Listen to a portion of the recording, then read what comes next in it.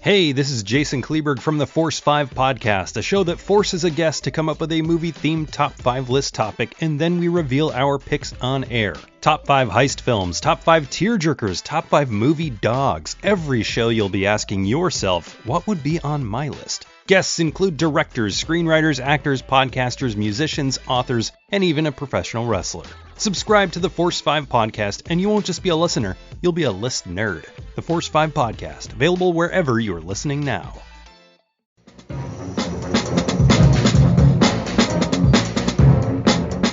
Hello, this is Aaron West. I am the author of the A24 New Wave.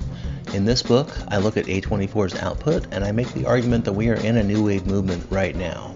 A24 plays a major role.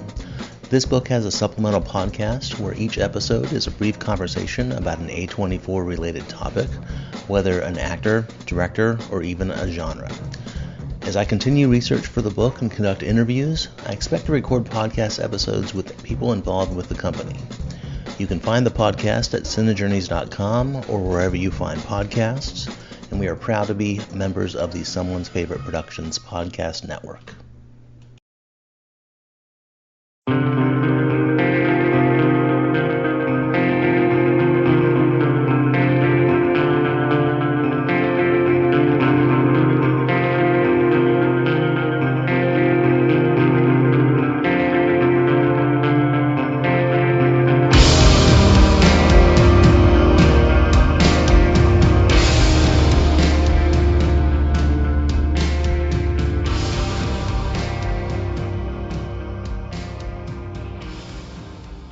And welcome to the Kulturecast. I'm Chris Stachiw, and I am joined, as always, by everyone's favorite skin job, Eric Kniss. Oh, man. You can't even handle how this bionic dick works, dude. Biono dick? Biono dick.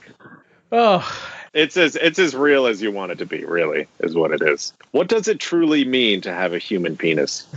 More human than human. More dick than penis. Oh, Jesus Christ. We really started off on a really good note. Yeah. I'm like really digging where this podcast is going. The hole has been now. dug already, yeah. Oh, God, yeah. And then we fucked it. Fucked it so good. Fucked the hole.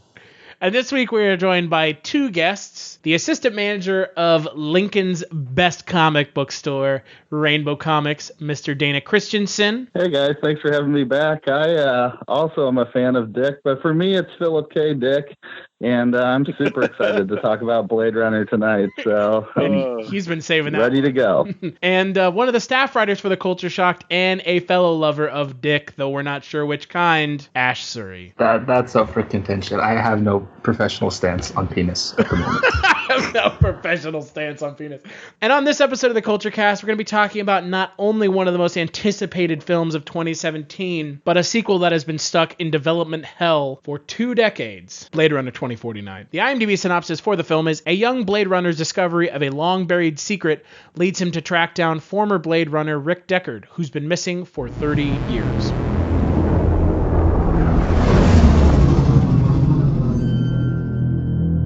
Every civilization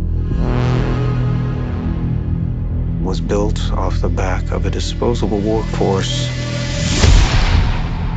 But I can only make so many. Shh. Happy birthday.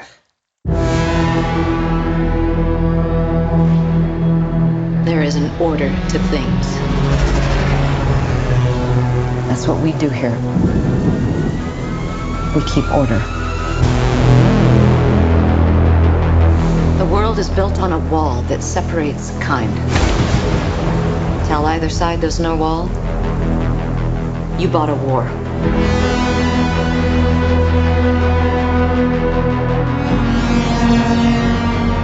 You're a cop. I did your job once.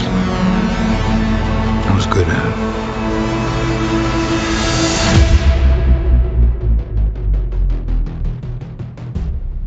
I know. What do you want? I want to ask you some questions.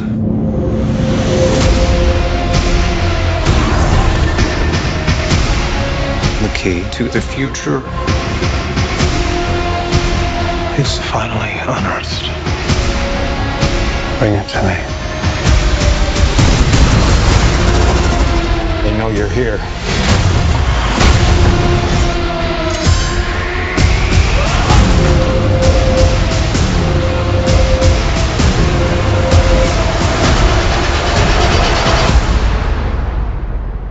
I always told you, you're special.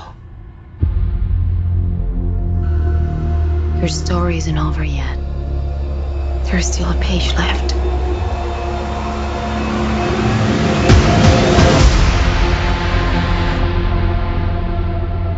Alrighty, so since it's been quite a long time since we've had you on the podcast, Ash, what did you think of Denis Villeneuve's approach to the Blade Runner sequel? Okay, obviously I thought it was fucking incredible, and hands down, so far, best sci-fi movie of the year. Probably will stay that way considering nothing else is coming out except fucking Empire Strikes Back, the remix. Damn, kid, what is this? This is a podcast not Hot Takes the Movie, kid. Calm down. Yeah, fuck Star Wars, am I right? Shit looks mad stupid. Fucking Empire. Shut up. That's what you say every year, bro. You have no proof of that. So get the fuck out of here. I really enjoyed what Denis Villeneuve brought to the podcast. Or sorry, the podcast, the movie. He's here with us. I literally just came back from watching it, so it's a lot to take in. And every time I watch a movie in theaters, I tend to be in awe of the film until I really get time to digest it. But as far as I can think right now, and it was a long film, but I don't see anything that another director could have done better. Because if we gave it to Ridley Scott, it would have been garbage. So that much is for sure. If we're talking about 2017 Ridley Scott, yeah, it doesn't matter. He's just a whole his whole filmography is just up and down, up and down. He's such a terrible director sometimes. There's at other times he's a visionary. But Denis Villeneuve is someone who can bring an interesting perspective and then deliver on the execution. Not only was it a well executed story with great character moments and good delivery by the actors, it also was incredible from a visual and a soundtrack standpoint. And let's not forget that we can tell that you are definitely Canadian now because you said his name correctly. Yeah, I watched some interviews after I saw Arrival just to see what kind of a genius the guy was. Oh, my goodness. My goodness. My goodness. Yeah, that kind of sums it up for me. What about you, Dana? I really have to echo a lot of what he said. I thought this movie was visually stunning. I thought the soundtrack was great. And I thought the storytelling was on par. If not just better than the original in certain ways. I thought I also enjoyed it from the perspective that it casts a lot of the same questions about sort of the thematic elements that are part of this Blade Runner universe that go all the way back to the source material. So for me, that was the stuff that was entrancing. But being drawn into the movie as well, I thought there were some really good performances. I thought it also had great echoes back to the original film in terms of visual presentation and scenes that sort of echoed the original but done in a different way.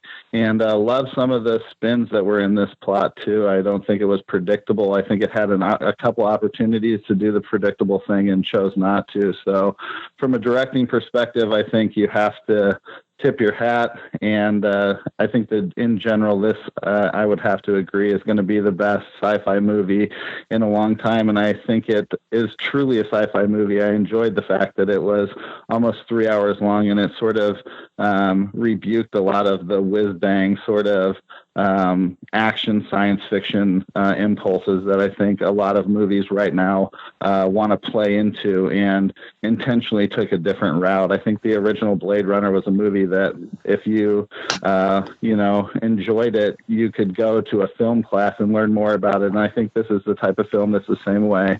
Maybe it didn't break the box office, but I think this will be a movie that people are watching 30 years from now again. And what about you, Eric? So I saw this movie a few nights ago, and this movie, more than any other movie that I've seen, maybe since Arrival, has stuck with me over the past few days. I can't get it out of my head. I am still thinking about it and still trying to work out, what happens in the movie and sort of where things stand by the time the end credits roll. And I love that. I think the downfall of a lot of movies in recent years is that they just force feed it to you. They just give you all the answers, and they give you half the answers in the trailer, and then they just tell you what happens, and they don't let you figure anything out for yourself. And that's why the original Blade Runner is one of my favorite sci-fi movies, because it's such a like understated. It's almost like this kind of like weird noir procedural set in this like cool future like alternate reality. Where replicants exist. And I like the way that movie and this movie as well don't play up the usual sci-fi tropes like, look at how awesome our futuristic weapons are. Look at how awesome our futuristic, whatever, technology and this and that and the other thing. This movie really is playing up the human aspect of everything and what that means, even coming from things that are not human. And it raises a lot of questions, and it raises a lot more questions than it answers. And I really, really like that about this movie. It makes you think. And I don't know. It's something that has stuck with me, and I think will continue to stick with me. I'm stunning visuals and amazing score aside. The story of this movie has really sort of stuck with me more than anything else. What about you? Besides your hatred of blind exposition characters, Jared Leto in this movie is so fucking bad. Okay, I liked it. I thought he was cool. That's no. Okay, Jared Leto was fucking fine in this movie. Jared Leto is bad in this movie. Jared Leto is bullshit. phoning it in. He's in 2 scenes, and he's literally an exposition dump character. Nobody who insults Jared Leto can never really say that he's a bad actor, because he's not. Right, you just have this weird. Only Oscar winners are good actors. You just have this preconceived notion about him. It's like, he tries too hard. What an asshole.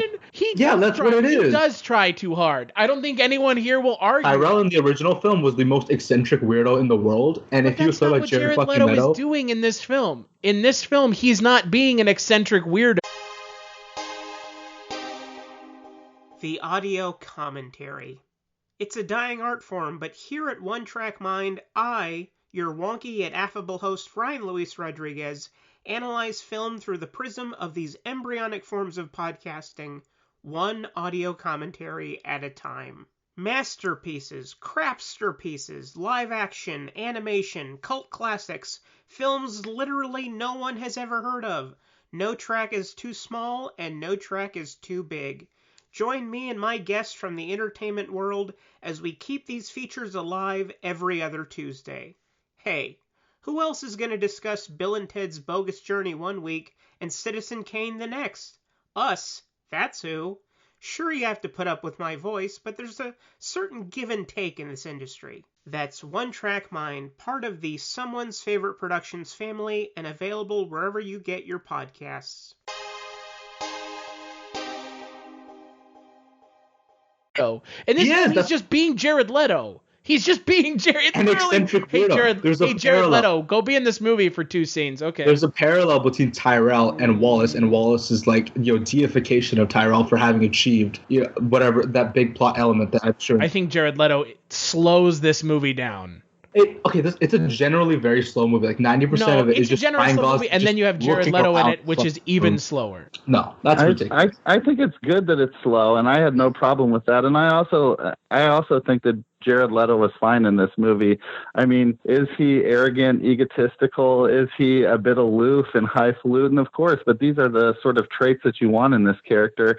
And I do think that this character is a central element to the telling of the story. It's right. He's a deification of Tyrell, who was making less perfect versions of this, and it makes sense for him to have sort of these sort of traits. I mean, we're not supposed to like him in the long game either. He's supposed to rub us the wrong way to some extent. So I really didn't think he was that far out of line, and I agree that he was absolutely central to telling this sort of thematic element about the idea of the man-made creator, man-made God, and I think that he did a pretty good job of showing a lot of that sort of sense a little bit. So I had no problem with Leto either. I'm okay with not being the only one who doesn't like Leto. That's fine. Again, that doesn't bother me one bit. I don't think it has anything to do with Jared Leto. I think it's because you're racist against blind people. Yes, and I don't like people with robot eyes. Excuse me, with weird robot eyes and clicking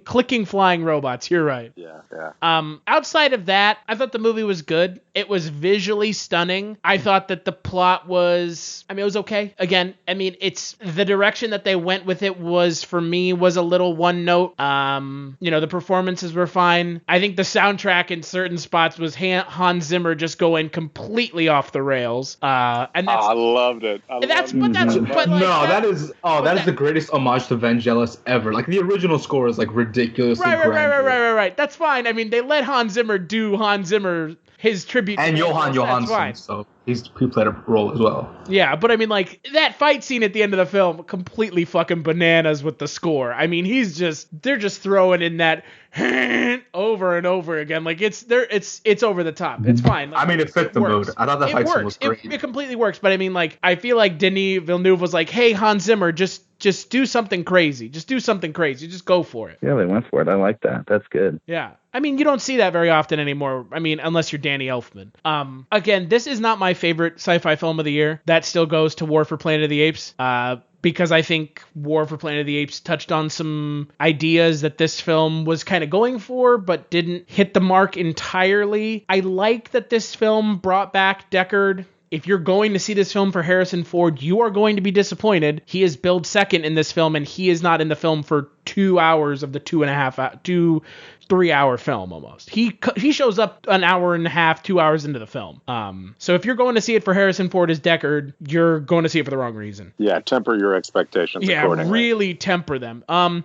It doesn't answer questions, so it sort of does, but there's not. There are. It doesn't answer anything. It asks. It almost casts more. It answers one key question. I think there's a lot of questions that it raises from the original film, but I think it answers like one of the biggest questions. Yes. Which is that can a replicant have a soul? What's the difference between a replicant and a human? And eventually, at the end of the film, you figure out there's nothing, because like for more than half the film, you believe that K is a human. You totally are convinced by that idea. And when they tell you he's not, and at the end of the film, he still does the things that a human would do. He still saves Harrison Ford at the end. You realize that there's really no difference. That soul that they talk about, that wall, It doesn't exist. Wait. Were we supposed to be thinking that he was not a replicant throughout the whole film? Well, he's like a human replicant. He's the chosen one, right? He's the Messiah. He was the one that was born of this the whole miracle, right? That's the whole point. The Joe many-colored coat thing. That's a huge thing. I just figured that was. I figured that was a huge misdirect. But it ended up kind of being a misdirect, but not really. But it was. Well, it was for a purpose, right? Like it wasn't just another twist. It was a twist to show you that there is no wall between humanity and replicants. It's just something we make up to make ourselves feel better.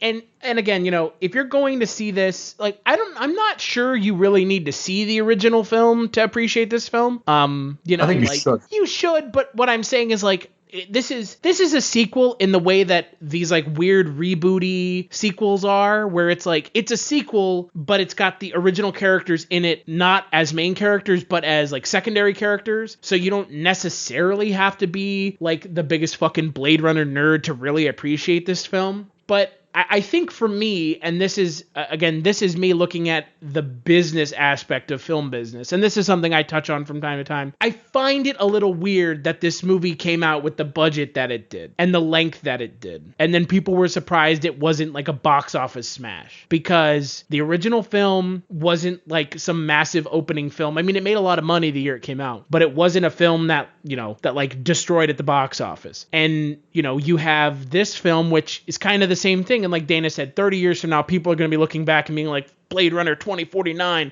cult classic. And that's what this film is going to be. Like, realistically, that's what this film has in its future, is a cult classic. But this film right now is a financial failure. Oh, yeah. Yeah, but in the same way that Blade Runner had to run against E.T., this movie is having to run against Star Wars and a bunch of other stuff that... Right, but not really, because this film is the only big movie out right now. What's that? This movie is the only big movie out right now.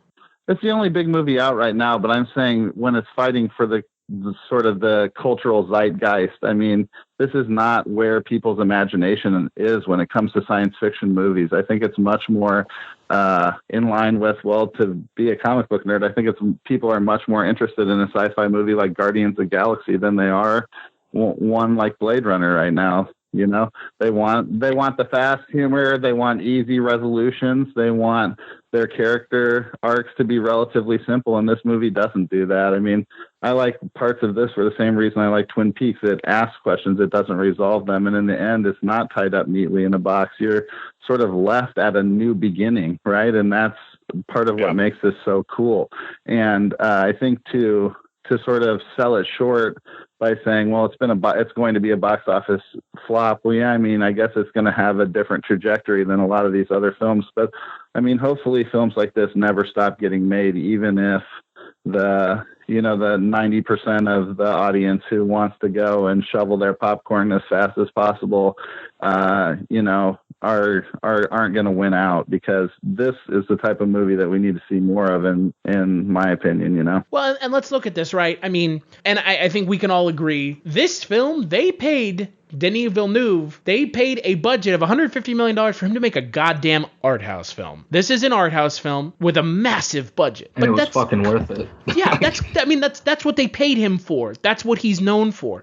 Denis Villeneuve doesn't make these massive, sprawling epics. That's not what he's made up until this point. I mean, Arrival was shifting in that direction, and I have my reservations about Arrival, but Arrival was a much bigger scale film than Sicario, than Neighbors, than Enemy. And now you have this film, which is his biggest budget film up until this point. This is his first attempt at working within what we would call like the franchise model of Hollywood, where you get these directors to work on the big franchises. However, that aside, if you're not aware what Denis Villeneuve's next film is, he's making the fucking remake of Dune. This is the guy you want making Dune, but at the same time, let's not kid ourselves. The same thing's probably going to happen to Dune that happened to this film. Yeah, it's going to be a very similar movie. I can't imagine that a Dune remake or reboot or sequel or whatever the hell it's going to end up being it's going to be so, just as Blade Runner 2049 felt,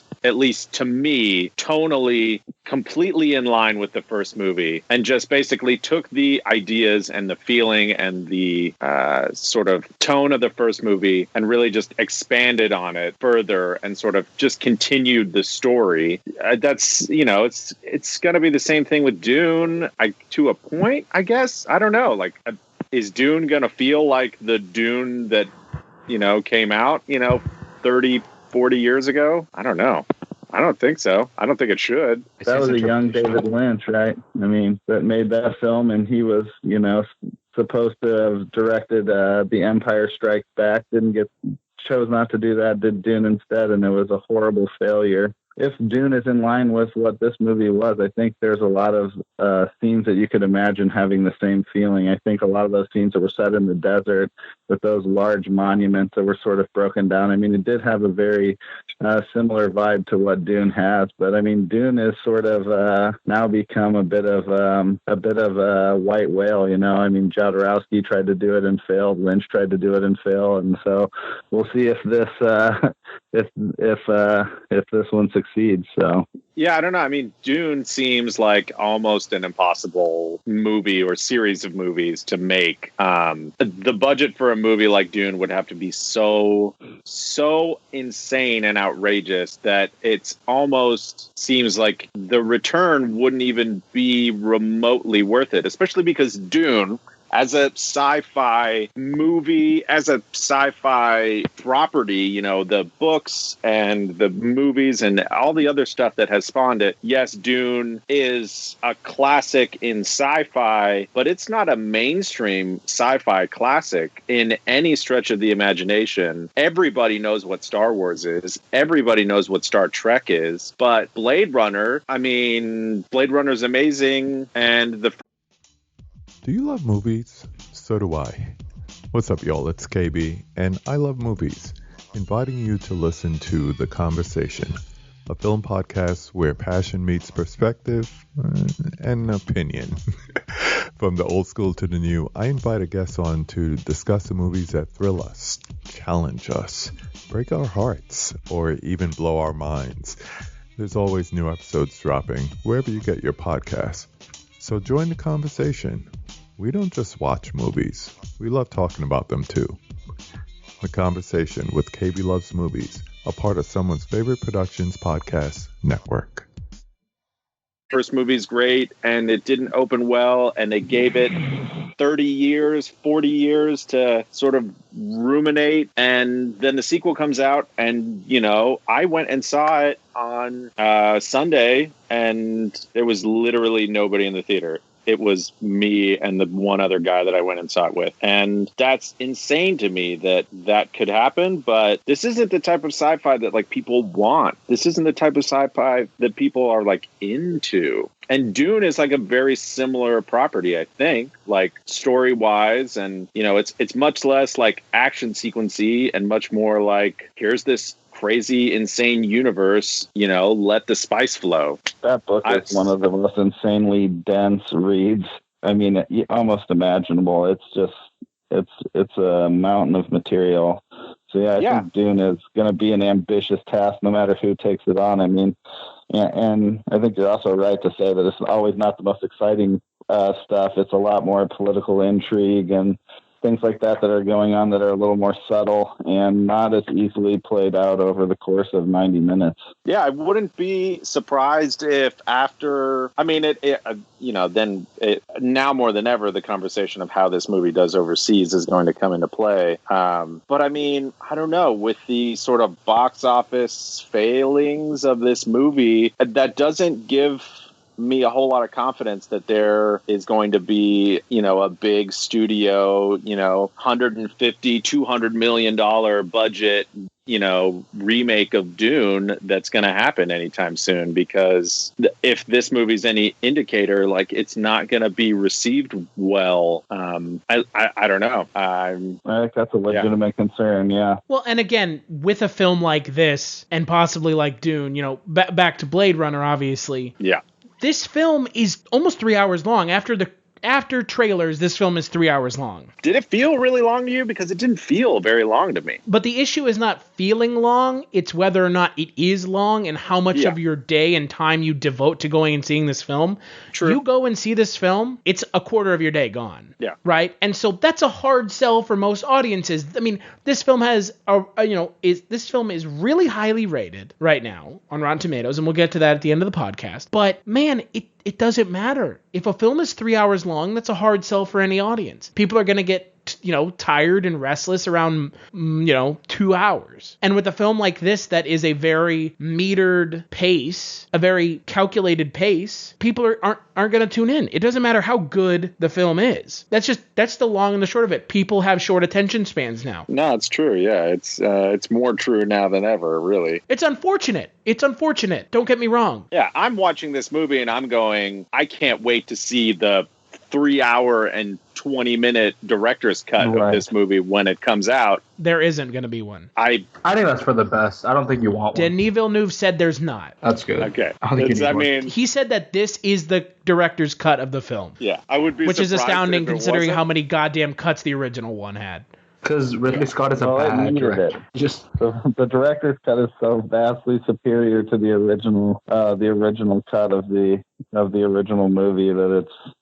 Yeah, I mean, that was certainly necessary. This one doesn't seem like it may need it as much, but... Yeah.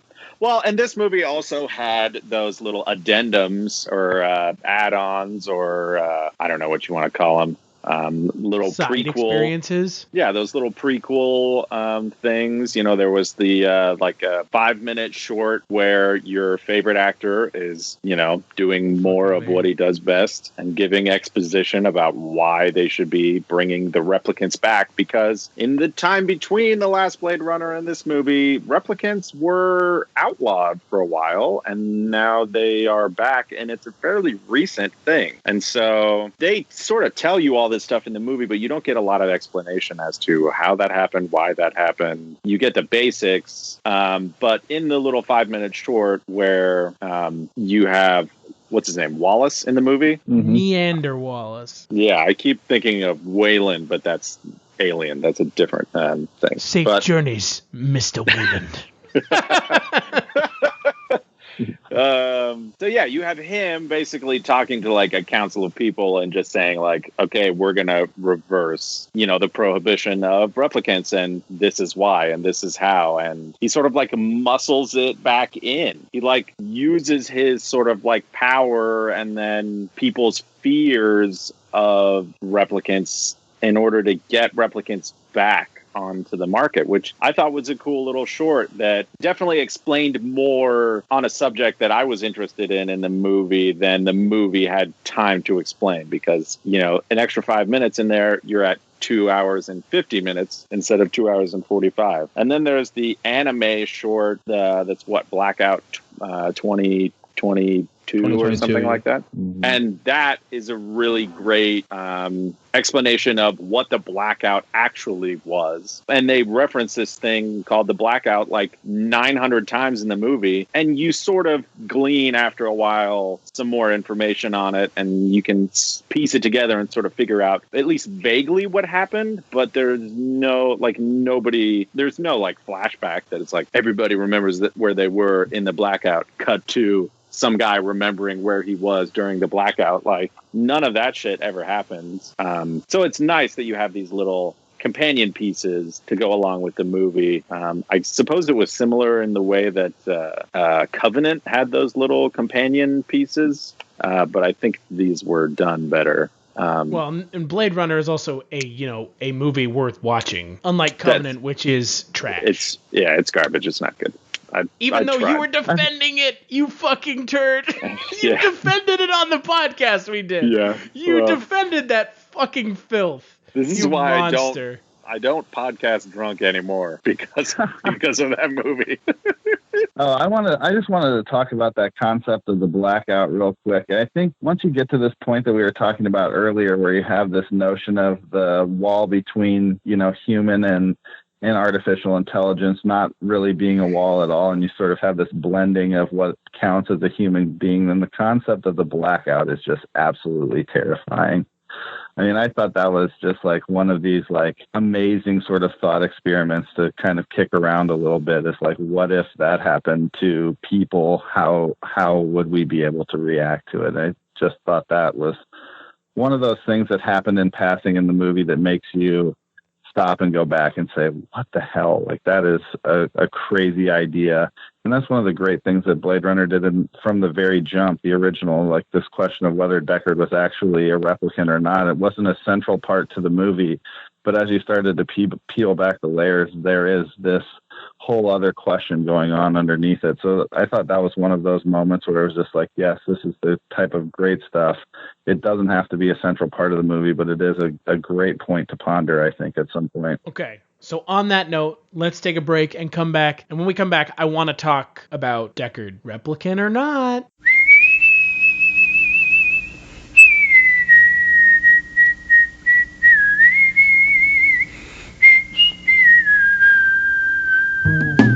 Who is Carl Kolchak? He's a reporter.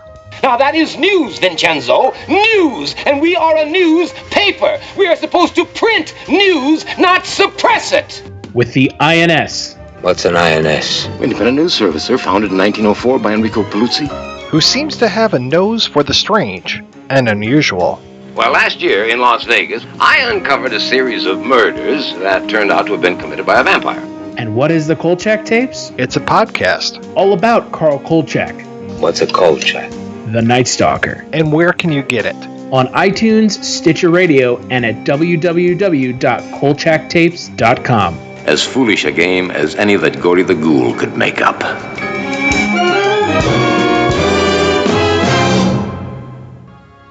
Movies have become a portal to a vast and growing pop culture universe, but you don't need to go over the rainbow to get your pop culture fix. Just head to Rainbow Comics, Cards, and Collectibles. They are your one-stop shop for comics, toys, posters, games, and more. Not a pop culture nerd? No problem. They have something for everyone, including a wide array of sports cards, collectible card games, even memorabilia. Stop by one of their 2 locations today. The flagship location at 3310 South Minnesota Avenue, Sioux Falls, South Dakota, or their newest location at 1501 Pine Lake Road, Suite 17, Lincoln, Nebraska. Most importantly, don't forget to add them on Facebook for pop culture news, weekly live videos, and special events. Here's what some people are saying about the Projection Booth podcast.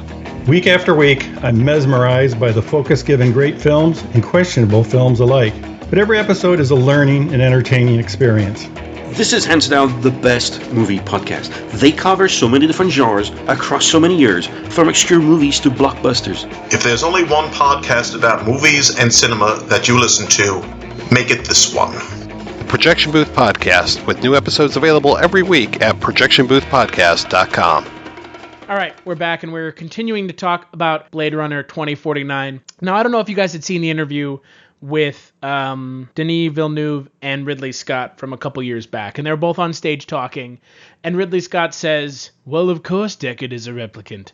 And Denis Villeneuve is like, well, I don't think so. I think everyone was expecting when this film came out that it would shed a light on that. Yeah, you would finally get an answer, and for a second you think that you might, and then you don't. Right. That's the one thing that Neander Wallace existed in this film for, was to give that little and just kidding, because you think he's gonna, there's like the music is building to it.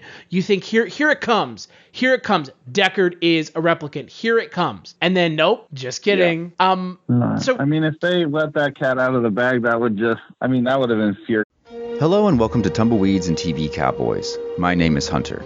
In this podcast, I'll be joined by a different guest each week to discuss a classic Western movie or TV show. I've been a fan of classic Westerns for as long as I can remember, and in recent years they've become very nostalgic for me. I love the aesthetic, the tropes, and I love seeing different filmmakers' takes on them. At their best, they're incredibly entertaining, rewatchable, and some of my all-time favorite movies are Westerns. We'll mostly focus on Western movies made in Hollywood, but we'll also be covering spaghetti Westerns, and one thing I'm very excited to get into are Western TV shows. I've got some amazing guests coming on the show, film professors, historians, and podcasters. And Tumbleweeds and TV Cowboys is part of the Someone's Favorite Productions podcast network, and many guests on the show will be from other shows on the network. Thanks for listening. Created me for one, because I remember rewinding scenes to see the color of light shine in people's eyes on the originals and how they interacted with other technology when they were nearby it and in the background. It's just that was part of what was so cool about the original, was sort of having those kind of things to look at. And if they would have just dumbly come out and been like, hey, by the way, he's a fucking robot, I would have been pissed, And Ridley Scott said that at one point, didn't he? He was like, oh, Deckard's replicant. And he kept going back on it because he couldn't make up his mind. Ridley Scott's a clown. I mean, I don't think anyone at this point is going to defend Ridley Scott's more recent film decisions. Alien Covenant and Prometheus are infuriating films for their own special reasons. And I'm glad that Ridley Scott didn't direct this film. Oh, yeah. There would have been some sort of weird fucking backstory with this film, too. But can we put this whole is Deckard a replicant shit to bed now, finally? No. I don't think you can. And you're not supposed to. But what does it matter at this point? That's the point. That's part of the point. Right? That's what I mean. Yeah. Can we put this shit to bed? And now with this film, it doesn't even matter because that's not even what's important anymore. Yeah, that was the whole point of it. You could say the whole film was just an attempt to talk about it doesn't really matter if he's a replicant or not, because at the end of the day, there's little separating replicants from humans. Right. And, the whole hinting, he was predetermined, he was destined to birth this child and usher in this new era of replicants. Yeah, it's kind of a heavy hint, right? But at the same time, it's Ryan Gosling, remember when they're running down the stairs and before the car gets blown up, Ryan Gosling just jumps through the wall where he crashes it open, whereas Deckard opens the door and then closes it. So he must be a human, right? But at the same time, you have this whole, foreshadowing not foreshadowing, just hinting by Neander Wallace. But the entire point of the film is that Ryan Gosling, at the end of the day, was a hero, despite not being the chosen one. So it doesn't really matter if Deckard was a replicant or not. It's not supposed to matter. And for me, that's the one thing that I appreciated about this film and I've told Eric this and I told other people that were excited to see this movie. I never gave a shit if Deckard was a replicant or not, because that didn't affect how I enjoyed the first film. It really didn't. I enjoyed the first film for reasons that had nothing to do with whether or not Deckard was a replicant. I mean, I understand where Dana's coming from. We're trying to figure it out. And that could shift your perception of the events of the first film. But I think with this film, like, it essentially makes it where it's like, it's not even an issue. It doesn't even matter. Except for in the world that the world the characters live in still treated as if it's an issue, right? There are still these distinctions that are existing in that society, and that's sort of what makes it scary and dystopian. I mean, that's why we're able to feel for this lady whose entire existence is saved onto a memory stick and then gets bashed, you know? It's all of that stuff, you know?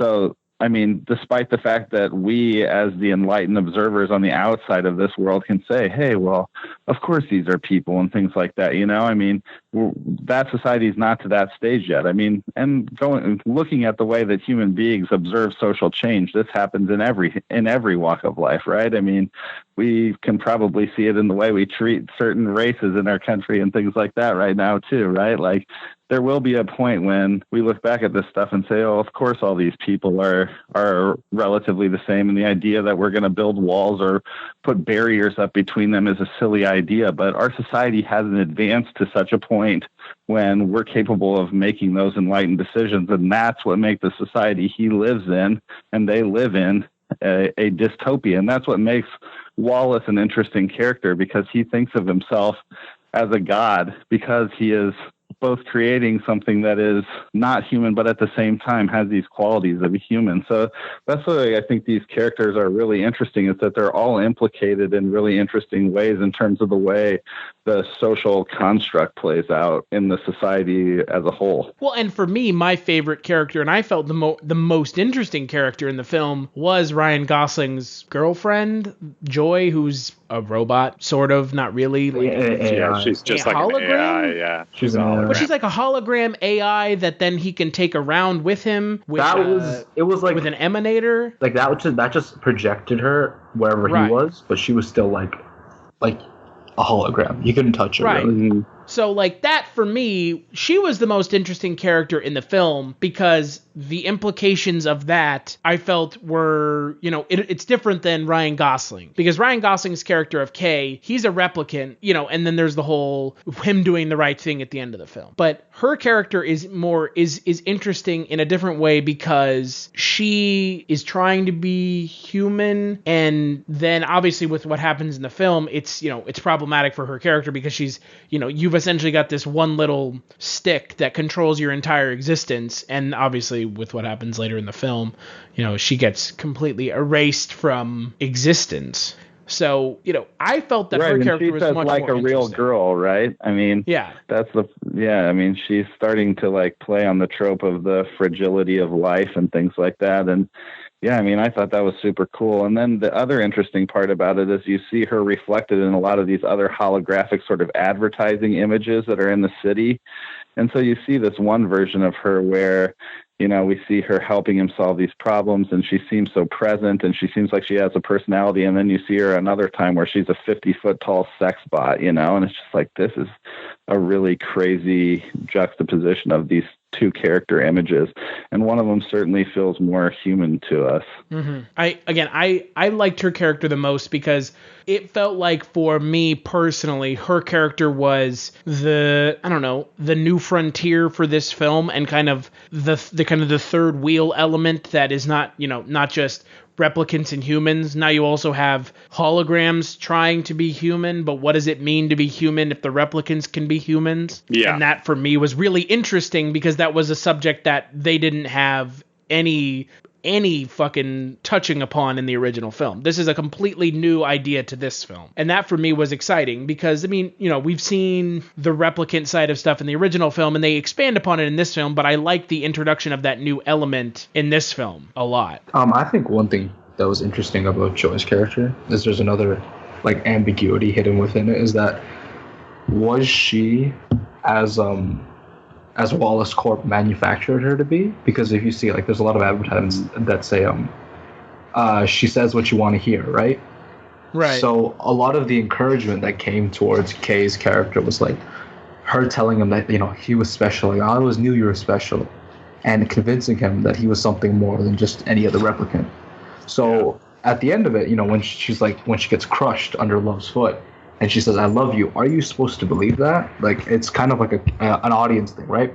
Do you believe her up until that point, and do you feel sad when she's destroyed, or is it something like you knew she was just another product? And that's kind of all the reflections of the advertisements come into play, right? Because she's just another model that they use on these things. So there's like an alienation towards it. And that's kind of what Kay realizes, right? When he interacts with the big, giant sex hologram, is like, he's really questioning whether or not that was a special connection. Because she just served because her you product see him linger on it. Yeah, like Love keeps saying, right? Like, we hope you're satisfied with our product. Like, it was there to give him companionship, and it did its job. But did it really have any real human emotional connection to him?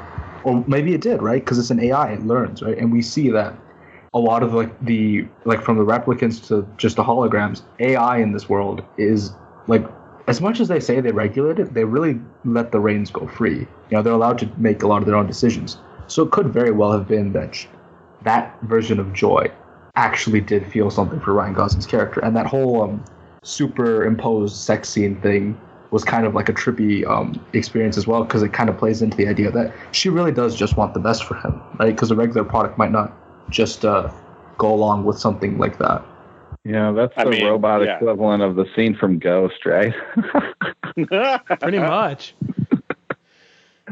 Yeah. I think that's one of the more successful scenes in the film because it's really out there. Yeah, no, visually it's incredible.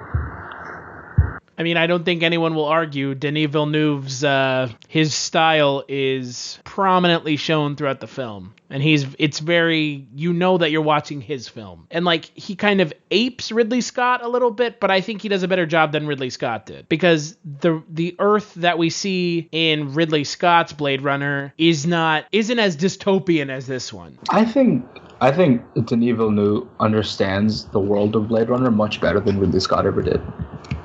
I think like he really can, because the thing about the original Blade Runner was like, it's this shitty, cesspit LA that no one wants to live in because all the rich people have gone off world. And you see now there are like sparks and fragments of brightness and stuff, but a lot of it is still muddled with that kind of grimy LA atmosphere. But at the same time, Denis Villeneuve doesn't like dwell on that, right? A lot of his shots aren't just about how shitty the place is. It's more about how the characters bring something to that otherwise barren landscape, and like how people create a livelihood in like even the worst environments. How like Deckard is still living, and essentially he's still, I won't say thriving, but he has a dog and everything in just this radioactive wasteland, right? There's life wherever you can find it. Yeah, I think that too plays out in how simply Batista's character was living at the beginning of this, which I thought was a cool character in itself. That he's just almost more human than human, living out here on the farm, doing his thing. Wife has passed away. It is a touching portrayal of what we come to understand as an android living a very human existence. I want to applaud Dave Bautista for being the first actor from wrestling that I actually take seriously. Yeah, he's actually such a decent, he's a great actor. But he's beyond, he's... Hello, my name is Kevin Tudor, and I'm one of the 3 hosts of Almost Major, a film podcast dissecting many major indie studios and the films they release. Every week, myself, Charlie Nash, and Bryden Doyle discuss overlooked, forgotten, or bona fide classic indie films via studio-specific miniseries. We've previously covered numerous films from Artisan Entertainment, Lionsgate Films, and New Line Cinema. Titles including The Blair Witch Project, American Psycho, Dogville, But I'm a Cheerleader, Saw, Requiem for a Dream, and Ringmaster, the Jerry Springer film. Anyways, we have a fun time every week and we hope you will join us. Subscribe to Almost Major wherever you get your podcasts. Now proudly a part of the Someone's Favorite Productions podcast network. Beyond decent. Like, The Rock is a shit actor. Oh yeah, no, he's terrible. Concerned. He's a good businessman. Right? That's what he is. Yeah, he knows how to promote himself. But Dave Bautista, if you had told me 10 years ago, hey, Dave Bautista is going to be an actor in one of the biggest Marvel films of all time, one of the best ones, out of the series of Marvel films that they've made, and also he'll be in Blade Runner and be able to hold his own on screen with Ryan Gosling, who I may not be a huge fan of, but he is a fantastic dramatic actor. And Dave Bautista's character is extremely sympathetic, at the same time vicious, but extremely sympathetic sympathetic in that scene. Oh, I mean, I was totally on his side. I mean, I think that's obviously intentional, but I mean, he did a great job of making you really feel it. There's no doubt he's transcended the ropes. So yeah, and that again, so that you know, it's just it's hilarious to me that, you know, Dave Bautista is the dramatic actor. Yeah. Like in that short, you know, the one where he's like on the run or whatever, he does a great job there too. He actually gets like a lot of screen time in that as opposed to the film. And like both are really good depictions of what he can do like on his own on screen, which is just, yeah, it's super surprising because, you know, you told anyone from like 2006 that Dave Bautista would be the best WWE actor in 2017. Like, no one would believe you. Yeah. So I wanted to talk about something, the main thing that we really haven't talked about of the film, which is the driving plot narrative, which is, you know, spoilers. I'm not even sure it's a spoiler. Like, I called it before I saw the movie, but that was because I just kind of figured that that's where they were going when they kept talking about the future of the race. Deckard and Rachel, Sean Young's character from the original film, have a kid together, and because replicants shouldn't have been able to have kids, but Tyrell apparently made Rachel so that she could have kids, but didn't tell her that she could have kids, and Neander Wallace found that out because that was like the last thing that Tyrell did was make it so that replicants could reproduce. Yep. That's the least interesting part of the film. I mean, I don't think it was supposed to stand on its own as some sort of like hook plot point. It was to serve the rest of the narrative. Right. But I mean, it just, for me, the least exciting part of the film was like, who's Deckard's kid? Like, okay. Yeah. It made for some very powerful moments too. Like, I didn't believe for 1 second that it was Ryan Gosling either. Yeah, that was a little, I think that would have wrapped things up in too nice of a bow. Yeah. Oh, he's getting all these memories. Awful. Yeah, he has all these memories. Like, I was like, yeah, this is probably a bait and switch, like a total like MacGuffin misdirect, because like that would be too lazy even for this film. And this film does nothing lazy, so it's like even something that like mildly lazy would be way too lazy for a film this complex. Yeah, I did think that the way that they played out, I thought the way that they played out the twist though was incredible. To have this girl who is the one that's implanting these other replicants with memories, and then it's also the question of is she actually remembering this, or is she recreating this memory because of this notion of the blackout, and these are the memories that come to her? Because you remember that line at the end, he says her memories are always the best ones. Well, she obviously knew when she saw that memory that she had seen it, but the parameters in which she made it, why is she making these memories? I mean, it makes me want to go back and watch so much more of the scenes with her in them, because she is also something we have never seen before, even in some ways that Joy is not, because she is the first replicant of Mother Born. I mean, that is an insane proposition. And so what are the, boundaries that such a individual would have in terms of, their emotional state, their cognitive ability? All of these things are completely up in the air. And I thought it was just cool. I also think there's that interesting question of whether or not she's intentionally sort of planning this kind of Trojan horse, to play on the pun in the movie. It is a wooden horse. And I think she may be creating this kind of backdoor, subconsciously or not, to help people discover this reality about her, which is, would be earth-shattering, this notion that this sort of slave class can now procreate. And it is the story of, this has always been the story about certain types of messiahs. So I think it is, I thought the way that the twist worked tied sweetly into the rest of the understanding the movie wants you to get. Yeah, I think one specific thing about... what was her name? All right, what was her name in the film? The girl who's making memories. Oh God. Yeah, it's actually, let's say that.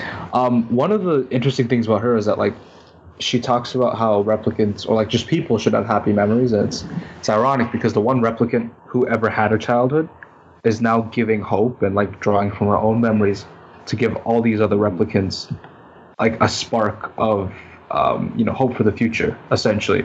Which is kind of, it's a very kind of moment at the end of the film, that maybe every replicant had that memory of being bullied by those kids and losing that toy horse. It's just that Gosling's character was the only one to ever end up in the situation where he could actually find out whether or not he actually lived that memory out. And one thing about... I mean, dude, that's just an awesome idea. Yeah, and just one thing other was about the Rachel thing. It was, I know it seems a little like, oh, that's such a lazy sci-fi element, but at the same time, there is a lot of biblical elements to the film, from Neandra Wallace's whole angels thing. And, actually, this is from the animated short, but the way in which one of the characters in the animated shorts die, there's huge biblical imagery there. But the main thing is that Rachel, from the story of Joseph and his many-colored coat and stuff, Rachel is like a barren woman, and she can't give birth, and then she ends up giving birth to many children, right? So that's kind of there's that aspect as well, which is really cool considering her name's been Rachel from the very beginning, from like the film made in the 80s, which is crazy to think about. So I think either it's Denis Villeneuve working a lot of like just taking what he can from the original film and trying to make his own concise story from it, or maybe Ridley Scott is some sort of like unspoken genius and he had this all planned out. Who knows? Don't give that man credit. Don't give that man credit. I don't know. You don't want to do that. You don't want to do that. God. The film is so narratively complex and has so much going on that obviously we've all only seen it once. And like we've been saying, this film echoes the original Blade Runner in the way that it came out, not so much in the way that it was received. The original Blade Runner wasn't very well received when it came out. This film, however, more or less universally received well by the critics. Critically acclaimed. But I think that this film has a lot to be taken apart and a lot of pieces that need to be looked at. And obviously us having only seen it once each, we're kind of drawing from what we remember and drawing from what we want. But I think that this is a film that obviously warrants multiple viewings. And just like the original Blade Runner. Like you said, Dana, you watched the original Blade Runner countless times to figure out if Deckard was a replicant. We're going to be watching this one countless times to pick apart the biblical imagery and the other imagery and, just everything in general, because this film is so narratively complex and has so many moving parts. And it has something to say, which, again, filmmakers have been using genre filmmaking to talk about hot button issues and kind of topical issues forever. Look at Get Out earlier this year. That was a film about racism told through a horror/thriller. This is a film seemingly about not racism so much, but kind of told through a science fiction film. Classist divide, you could say. Yeah, so. It's definitely about the working class, I think, certainly. It's obvious. It obviously doesn't intend to be a film about race. There are no people of color in it that I saw, so. Oh, there's a lot of discussion about the Asian billboards and stuff, and if it's like a racist film. Sir, in Blade Runner 2049, look me in the eyes. I'm the captain now. That was great. I'm so glad that guy. He was in the film. I love it. Great. He was in the film. So, what the hell was his name? Dr. Badger? Yeah, he calls him Dr. Badger. I'm not sure that license is certified. Yeah. I don't know what the fuck. Barkhad Abdi as Doc Badger. Yeah, man, just what a fantastic character actor that guy. He's wearing the same outfit. And I suppose Edward James Olmos was in it as well, right? I didn't care love about Edward that. James Olmos, but why was he even in the film? He didn't need to be in the film. That felt like, of all the things in the film, that felt like fan service. Yeah, that was total fan service, especially because he makes a little origami sheep. He makes a little origami sheep. Can you really there are a lot of opportunities for fan service, and if that's the one they succumb to, it makes sense, right? If you're gonna track down Deckard, but he was already in the anime, right? I thought there was that cool. I thought he delivered that cool line too, where he was like, we both wanted to work alone, so we decided to work together. Yeah. I don't know. And I think the origami symbolism was huge in the original film, and I don't know. I haven't really thought about the sheep, or it looked like a bull or an ox even in this. Yeah, I thought it was a bull. Yeah. So there's something there, and I like that they continued that a little bit. They didn't succumb to it like it's all over the place. But it is kind of a nice throwback. Yeah, Gaff in the original film, he is where is Deckard a replicant? He is where that whole idea comes from. is because he leaves the little origami animals, and at the end of the film, and so you're under the impression that Deckard's a replicant, whatever, fine. So, I mean, for me, it was unnecessary, but I mean, at least it wasn't ham-handed. At least it wasn't heavy-handed, and a ham-fisted, cameo. He was also speaking English, which is kind of weird. So let's not forget that he spoke like whatever the street dialect was in the original film. So yeah, I don't know.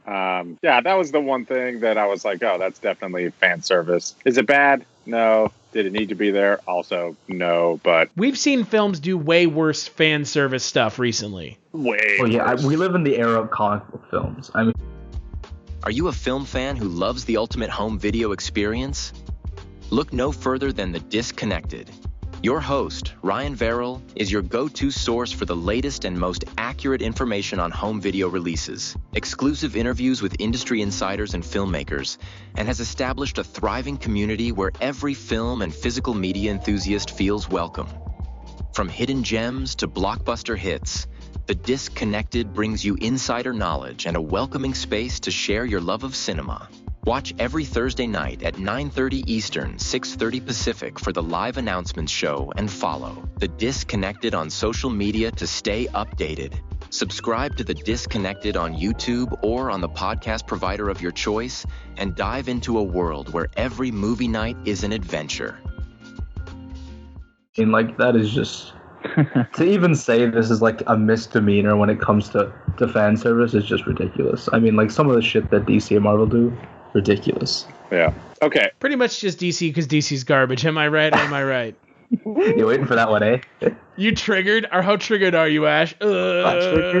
Triggered. I want to talk about and see what you guys think about this movie being left open for a sequel or multiple sequels or a full franchising of the Blade Runner universe, because the ending... I mean, there's something there, yeah. Yeah, I definitely like the ending of this movie. They bring up so much stuff in this movie that they just don't ever go back to, or they don't ever, tie up with a, neat little bow. Like, I guess the main thing of this movie is him finding this replicant-born offspring, and he figures it out. And so, you get that answer, but there's also a lot of other questions, like, where is Wallace at the end of this movie? Because Wallace, by the way, he's the main villain, but he doesn't die. Yeah, he just gets away. Oh, he just leaves. He doesn't even get away. I think he's doing everything. It's implied he went off-world to meet Deckard off-world. I think he's doing everything covertly. He's not like the big bad. I mean, he's kind of a Bond villain. I mean, he sends his henchmen out to get you. Yeah. He kind of gets boiled down to a Bond villain towards the end a little bit with his villain's soliloquy of 20 minutes with Harrison. Yeah, but he's not as dumb as a Bond villain. No, he's not. But I mean, also let's not think for 2 seconds that Ryan Gosling couldn't just murder the shit out of him in the film if he wanted to. Yeah, but then I mean, he's making the replicant army, right? Why would they? Yeah. Yeah, there's also that question of whether, the degree to which, Gosling's protocols would allow him to do such a thing. Although he does seem to disobey in a number of other ways. But oh yeah, to a ridiculous degree. In the short film, it shows that Neander Wallace can order his replicants to do anything. But it's if Gosling is a Nexus 9, how is he just running around doing whatever the fuck he wants? Yeah, that's part of the question, right? Could be what's it called? Dr. What's her name? Stylen.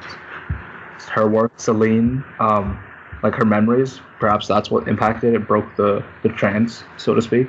So what you're talking about, Eric, is if they make a sequel, right? Yeah. Where does the sequel go? First off, right. Well, and so Ridley Scott says that there are more films coming out. So first off, whatever he says, I don't care. Oh, F that guy. But I'm making 6 more films in the Alien universe. I think he said that there's 6 more films in the Blade Runner universe too. I'm not even joking. Cool your jets, pal. You're not even making this film. In this movie, they have now introduced the new sort of supervillain of the Blade Runner universe in Wallace, and they've given you a reason to hate him. And they have now. And there's also a massive rising action that we're privy to. There's a huge resistance. Don't get to see. There's like this resistance that is building, and it seems like it's made up of not only replicants but of people as well. And so you have, but I mean that's also it's weird because it's two sides of the same coin. You know, you have Wallace who seemingly loves his replicants, but at the same time loves his control over the replicants. No, it's just interesting to me that you have this villain who seems to be fighting for replicants, but at the same time he's really advocating for replicants for the purpose of enslaving the replicants. Yeah, that's what I was going to say. I think he loves them the same way that, the old slave master liked the house slaves. I mean,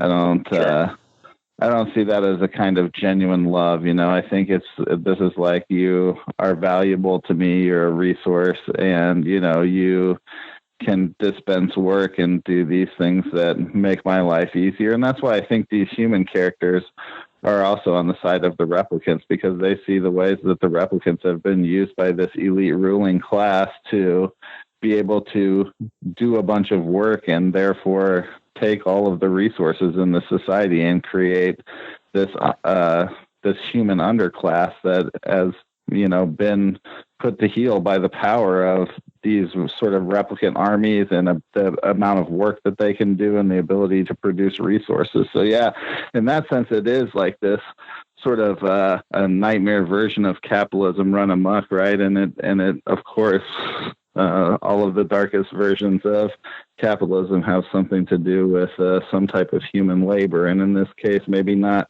explicitly human labor, but certainly very near that, right?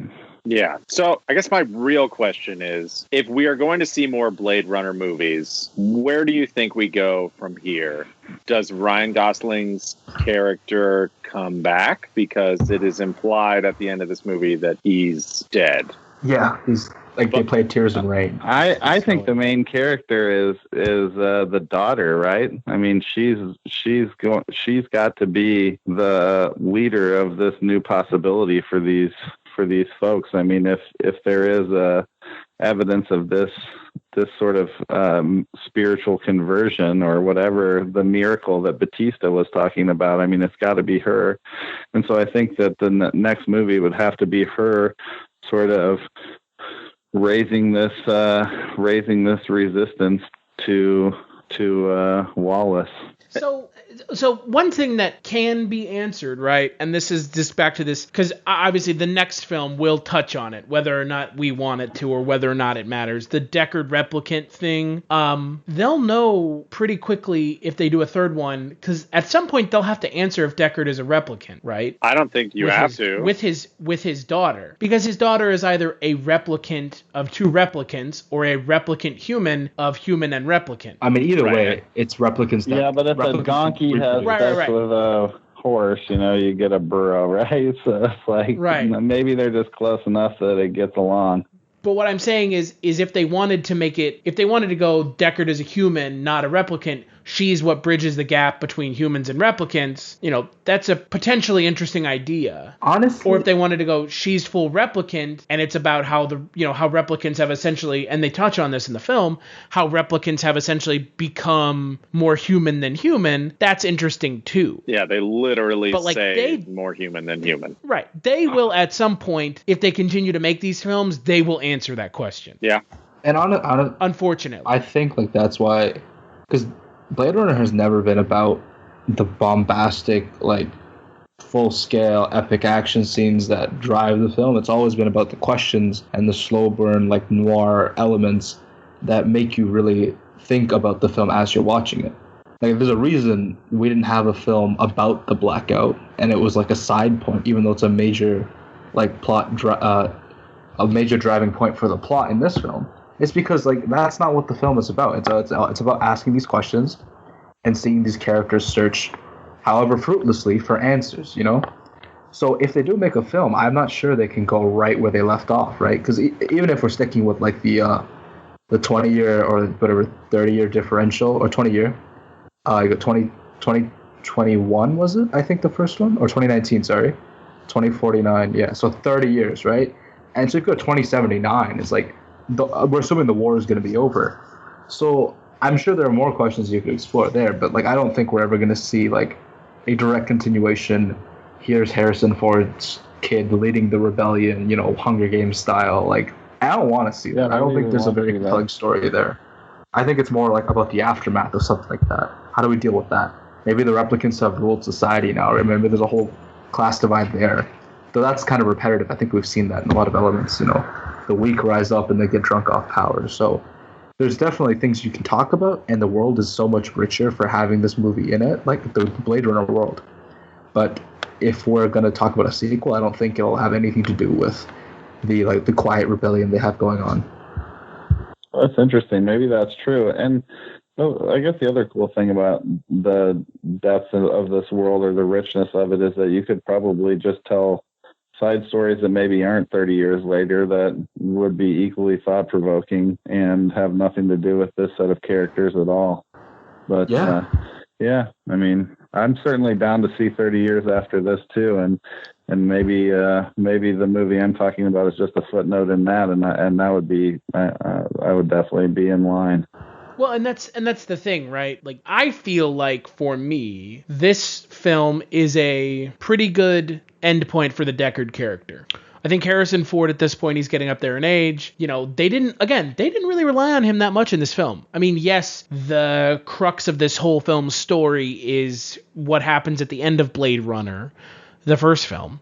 But I mean, I feel like they close that door pretty concisely at the end of this film, where you have Deckard meeting his daughter, and then whatever happens from there happens from there. But his story, his 2-film arc story, kind of comes to a close. And so they could either leave it alone or they could continue to tell it. Now, the early stuff that they're talking about as of this month, October, Hampton Fancher, who wrote this film and also wrote the original Blade Runner, said that he wants to revive an old idea about Deckard traveling to another country.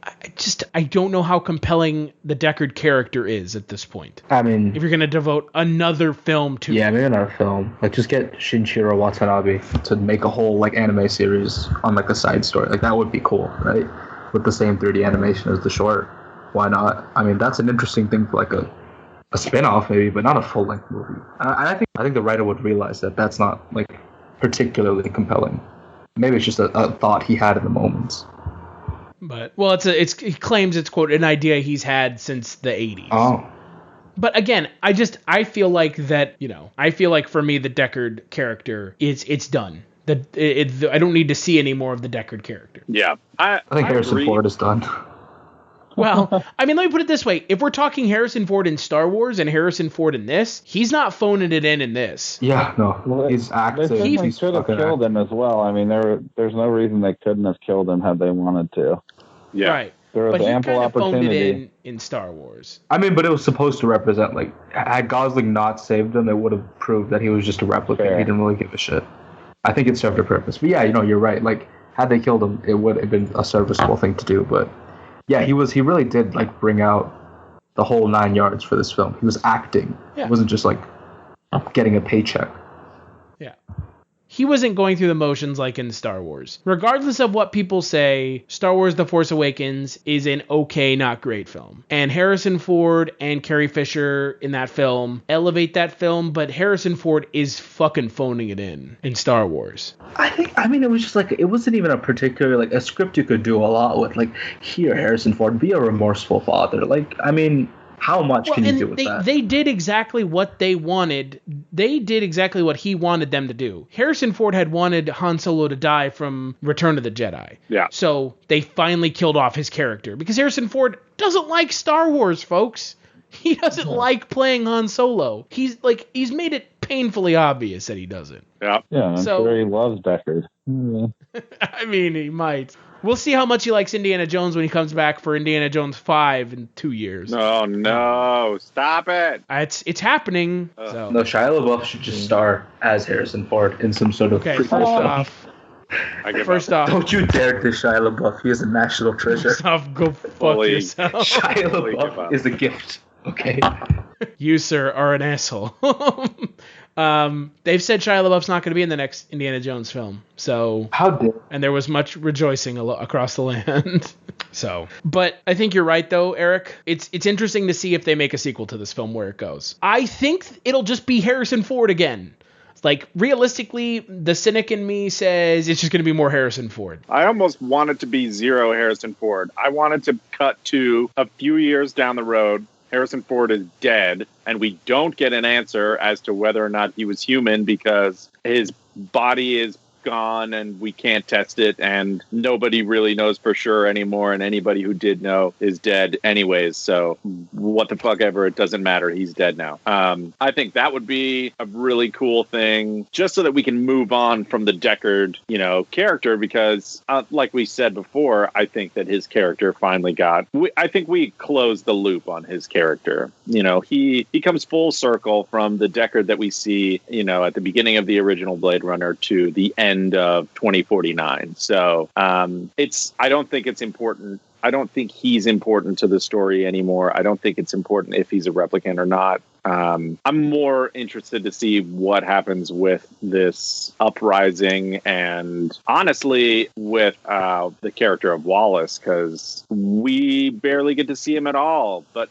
I mean, like you said, he's freaking general exposition or whatever. So he explains so much in a really short time in this movie, and we understand his motivations like pretty clearly, but I don't think we fully understand the lengths to which he has gone or is willing to go to get what he wants and sort of achieve his ultimate goal. And that's what I want to see. I want to see him in full villain mode and not just like, you're the bad guy, because that's pretty much what this movie was. Like there was no real bad guy until he sort of shows up on the peripheral, and then Love, his robot, starts to do all of the messed up shit that she does with like killing a lot of people, and she's like really emotional about it too. She cries a lot.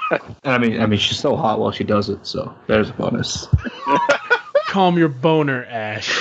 Dude, this movie had a ridiculous amount of good-looking girls. It's just so dumb. I'm kidding. It doesn't make any sense. Anna de Armas, oh my god, dude. And you get to see her naked. I mean, you could just see that in a lot of other films too. It's true. Anyone ever seen that shitty Eli Roth film, Knock Knock? Yeah, me. But there was nudity in it. I've seen it, and it's awesome. Isn't it like notoriously just like so hard to watch? It's really bad. It's also like a straight up remake, right, of Death Game? I don't know. Yes, it is. Great. Anyways, so starting with Ash and then Dana and then Eric, what would you give this film out of 5? Ooh, 5. 5's a small scale. I don't know, man. I gotta say, if ever there were a modern sci-fi classic, made in my lifetime, I think this would be it. So I'm going to give it a 5, straight up. I think it did everything right, and I think it elevated sci-fi like Blade Runner did. At least maybe not the first cut of Blade Runner, but the elements and Blade Runner, like as a franchise, did for sci-fi so long ago. So yeah, I honestly think it's a 5. And maybe this will have people take sci-fi as a genre more seriously, like Sigourney Weaver keeps telling people. It's not just it's not a jokey children's tale every single time. It can be something a lot more, and it can answer some very deep questions, considering that these are questions we should be asking ourselves, with the rapid development of AI. Like this isn't some far off future shit, right? Like we are living this reality, or we will be in this 5-10 years when it comes to AI. So yeah, total 5 for me.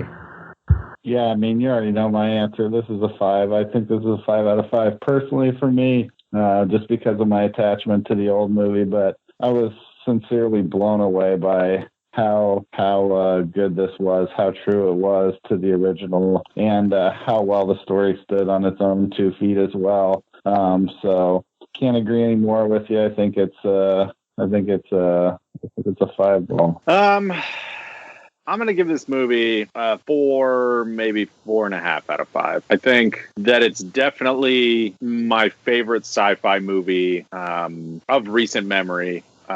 It touches on a lot of things that a lot of movies try to touch on and sort of fail to bring the stakes high enough in order for you to care. And this movie really makes you care without force feeding it to you, which is, I think, really, besides the obvious of the amazing visuals and the amazing score, and impeccable acting throughout, including some certain, characters of the Leto variety. The thing that gives me pause of giving it a perfect score is, first, what honestly has ever deserved a perfect score ever? Like, maybe nothing. I think, well, yeah, but the thing is my fanboy. The thing is my fanboy moment. So, but I mean, even I can recognize that there are parts in my favorite movie that are maybe, not so great and that could have been done better, but, whatever. I think this movie gets just about everything right. It leaves you wanting more, and it leaves you asking questions,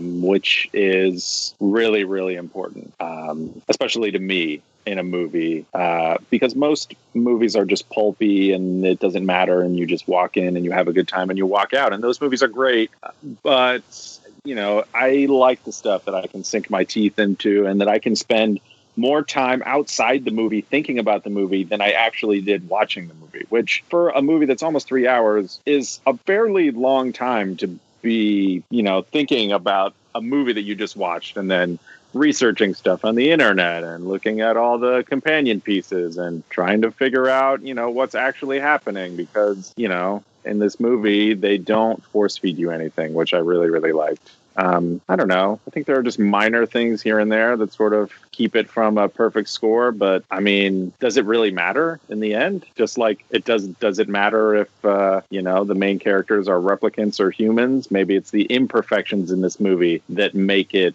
perfect. Oof, that's some insightful shit right there. Hit me with some of them insights. Yeah. Seriously, though, I mean, you're right. I would give it a 4 out of 5.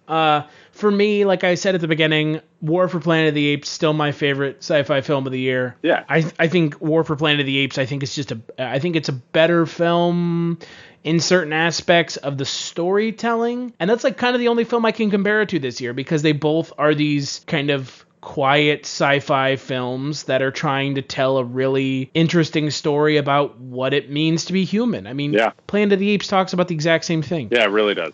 Yeah. And so, for me, again, we talked about this earlier this year, Eric, you and I. Mm-hmm. This film just had to be okay. Like, I honestly thought this film was going to fucking suck. I think everybody had very, very, very, very, very different expectations for what this film was going to be. Yep. And I think that everyone was worried that this film was going to be a turd, a total turd. And it's completely not a turd. It's We were all worried that this movie was going to get the Rogue One treatment, or it was going to get the, Force Awakens treatment, which, I mean, I still love The Force Awakens. Rogue One is a terrible, terrible movie. But then, we have Covenant that comes out earlier this year that's also, it's just fan service, the movie. Well, yeah, I mean, it's a Ridley Scott movie, and it's based on a Ridley Scott, sort of like original property or whatever, Well, a Ridley Scott. Well, let us never forget that Dan O'Bannon and Ron Shusett wrote Alien. Yeah. And without them, Ridley Scott would have made a terrible film. Yeah. Like he did with Covenant. Yeah. Oh, no, it was bad. And Covenant was really bad. And we talked about Covenant extensively, and we've now talked about it since extensively. And I know that my opinion on that movie has changed. Hello, this is Chris Haskell from They Live by Film. For those that don't know us, Adam, Zach, and I, we built a podcast over the last 2 years that's a combination of film discussion from 3 very different perspectives, as well as industry interviews with the leaders in boutique Blu-ray and 4K community. We started with Deaf Crocodile, but over time we've been lucky enough to speak with Arrow Video, Severin, Mondo Macabro, Vinegar Syndrome, Radiance, Indicator, most of the OCN partner labels. It's been a blast. You can find us wherever you podcast, and also actually recently as part of Someone's Favorite Production Podcast Network. We hope to see you online. Drastically after rewatching the movie. But I don't know. I think that this movie is going to have the opposite effect. I can already see myself watching this movie over and over and over and gleaning different little bits of information from this movie, every time I watch it. This is definitely one of those movies that is something that makes you think so hard that sometimes you don't want to watch it because you don't want to think that hard. Well, you can just watch it and observe all the beautiful imagery because, again, it is a beautiful film. Yeah, it's you could put it on in the background and everybody would just be in awe of this amazing, sort of like moving artwork that's, on the screen and everything like that. And I've already downloaded the soundtrack and listened to it at work and everything. And it gets a little jarring at some point with those big sweeping synth hits or whatever. But I don't know. I mean, there's a lot of things that this movie really gets right. And I'm interested to see where it goes from here because like we sort of talked about with It, because it is a for sure companion piece to another movie, a lot of what makes this first It movie what it is going to hinge on what they do with the second movie. And it can sort of make or break it. And I think if they're going to do sequels to this movie, which they have obviously set up and they are obviously going to do, I think depending on how those sequels come out and who does them and how they are done is really going to make or break this, sort of the Blade Runner universe. So I'm interested to see where it goes from here. Yeah, no, I completely agree. Again, it just had to be good, and it exceeded that entirely. Yeah. So, what do you guys think it has on Rotten Tomatoes? I think I know. I think I know as well. I think it should be higher, but when I checked last time, it was lower than I expected. It started off super high. It was like an 88, right? Something I think right now it's an 88. Yeah. But before it was a 95, like early release stuff, which is dumb. I don't think it should have an 80. I think it's just so many people reviewing it because Rotten Tomatoes has a sick rating algorithm, right? Binary systems for the win. Love it. Dude. Okay, Harvey Weinstein.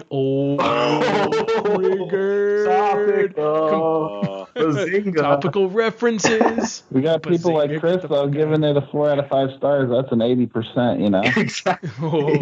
And then hey, don't forget. And then you even think about like if you give it 4.5 stars, that's only a 90, right? So it's really like right about 4.5 stars is what they're rating it. Let's not forget that there were people on Rotten Tomatoes that straight out didn't like it at all. So some critics are like bad writers. Looking at you, Peter Rayner of the Christian Science Monitor. Is that a certified review site?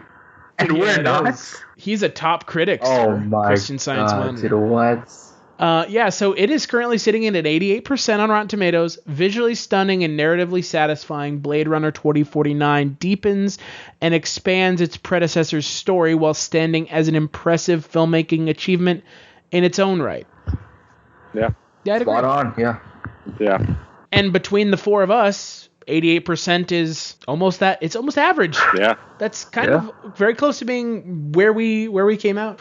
So, for sure. I mean, it's just because right and some of us are wrong. I think that's what we can take away from this. Wow. Ooh. Some of that artisanal salt straight from Lincoln, Nebraska. Do you guys sell that down at the comic book store? That's right. That's the red salt, baby. Oh, no. Yeah, some of that salt. Need some of that salt with that sweet, dude. So we're going to take another break, and we'll play a preview for the next Kulturecast.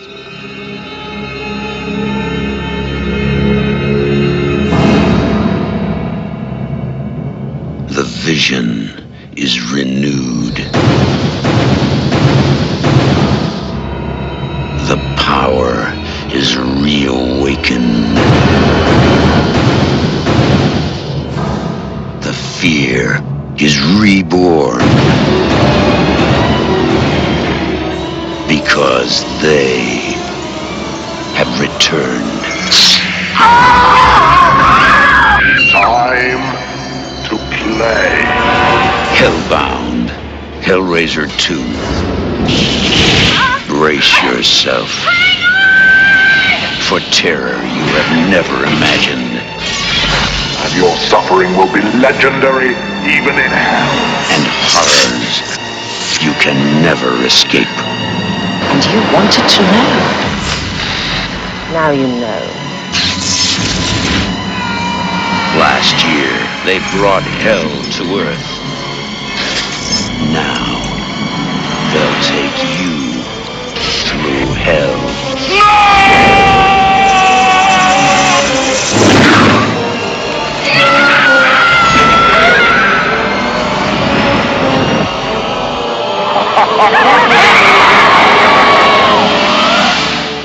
Hellbound, Hellraiser 2. Time to play. That's right, we're continuing Horror-tober with a look at Hellbound, Hellraiser 2. We have sights to show you. A film so unlike this film, it'll blow your fucking mind. But it's also really, really good. So it's good for different reasons, though. Like, more, like, weird. Yeah, I don't know how to describe that movie at all. A man nails pins into his head in the first 5 minutes of the film, so great. Yeah, if this movie doesn't get you hard, nothing will. It's true. It doesn't get you hard, what's necromantic, right, guys? Oh, yes. Oh, necromantic. Oh, yes. I love when people fuck corpses. Yeah, the second one is definitely not as good as the first one. Not enough corpse fucking? Yeah. Bummer. That's it, in short, yeah. That's my only complaint. Yeah. Came for the corpse fucking, God. didn't get any. I thought for sure there would be two corpses getting fucked, but it's still only one. That's a bummer. So, what has been going on with you, Dana, down at Rainbow Comics? Well, we got a couple things going on. It's October, so we're doing a project right now. You know, we like to support our local artists, so we're doing Inktober. So we have a bunch of people who are regulars to the store, and then some of our featured local artists doing daily drawings for the month of October. And we're putting them up on the wall, and there's original artwork available for sale, and we're meeting a whole bunch of new artists. And then every Friday in October, we're having a 2-hour artist jam at the end of the day between 6 and 8 p.m. So that's a cool opportunity to come down, meet some people, learn a little bit, and join the local art community that's been growing at Rainbow. And then we also, at the end of the month, on the 28th, have Halloween Comic Fest. And that's your chance during October to get free comic books. So it's another free comic book day, which I know gets people excited. And it's right around Halloween, so I'm sure we're going to have some cosplayers in the store and plenty of fun stuff going on and lots of good giveaways. So, you know, we're always trying to have something cool going on down at Rainbow, so make sure and stop and see us. For the end of my shameless plug, we're located at 1501 Pine Lake Road, Suite 17 in Lincoln, Nebraska. That's pretty much what's up, man. And tell him Dana sent you. That's right. That's the stamp of approval right there. What about you, Ash? What have you been up to? Not much, man. I'm just trying to, stay above the water with school, so nothing interesting happening here. The youngest member of Kultureshock.com is currently, as they would say in the Great White North, at university. Yeah. just barely. Just barely staying in. He's at university. What about you, Eric? I don't know. Nothing. Just, same old stuff, slogging through, every horror movie in my collection over October. I have made it through every Child's Play movie, and I'm halfway through the first handful of Friday the 13th movies, trying to lead up to Friday, which is actually Friday the 13th. And I'm going to go camping and see what happens. So, just that. Please head on over to Kultureshock.com where you can find out more about today's episode. It is new and redesigned for your viewing and navigating pleasure. Chris redesigned the whole thing based on a dream he had after sucking a midget's dick. It is amazing. That's why none of us helped him, because it was too weird, man. He was just mumbling the entire time he was working on it. Thank you very much. Yeah. It was a big replicant penis. Yeah, honestly. There's a hidden penis on the site, if you can find it. Yeah, there's a hidden dick on every page of the site. So if you can find the Konami code, it'll pop up. Is this like Hidden Mickey's? at Disneyland. Like, there's a hidden penis on every page. If you find it, we'll give you, I don't know, a mushroom stamp on the floor. Oh, no. You can find links over to iTunes where you can rate and review the show, and to Patreon where you can kick a couple dollars our way. Donors get access to unreleased episodes, DVDs, and a chance to guest co-host a Culture Cast.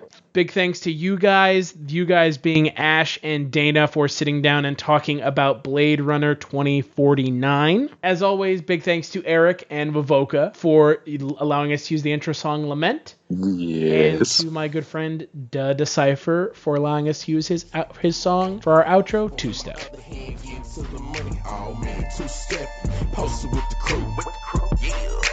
You know how we do, I'm just two-step, drink in my right hand, phone in my other hand, getting to the money, oh man, two-step, posted with the crew, yeah, you know how we do. Hey, two-step, you know what I'm saying, 1, 2, 1, 2, Benjamin, aka the Black T, you know what I'm saying, catch me with my crew every day,